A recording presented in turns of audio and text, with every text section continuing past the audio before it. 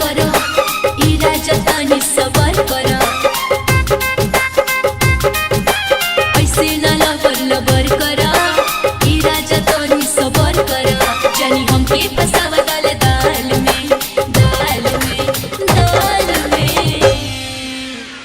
अहिनी नहा के हम तो रानी चापा कल में समस्या के हल करो सूट के बगल में समस्या के हल करो सूट के बगल में समस्या के हल करो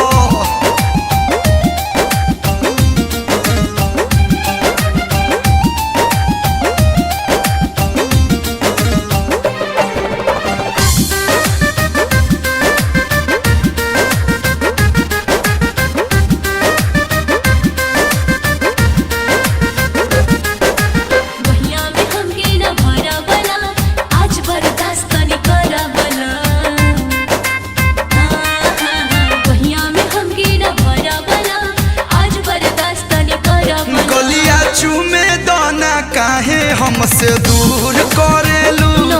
काहे जबरी करे मजबूर करेलू बगला दे बतूल के पाल में हटा अहिनी नहा के हम तो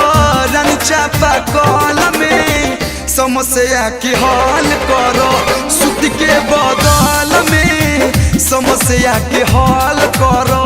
सूट के बगल में समस्या के हल करो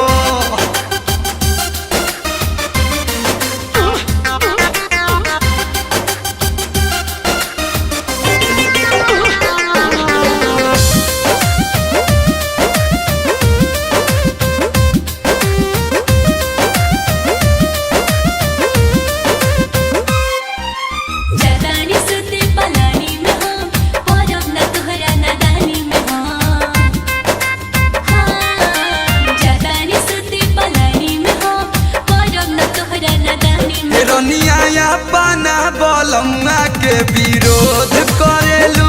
तोहरो मोहन बावे तबो हमके मारे परेलू मती मारल बतहरा अकाल में बहुत मूड करता अहिनी नहा के हम तो रानी चापा कल में समस्या के हल करो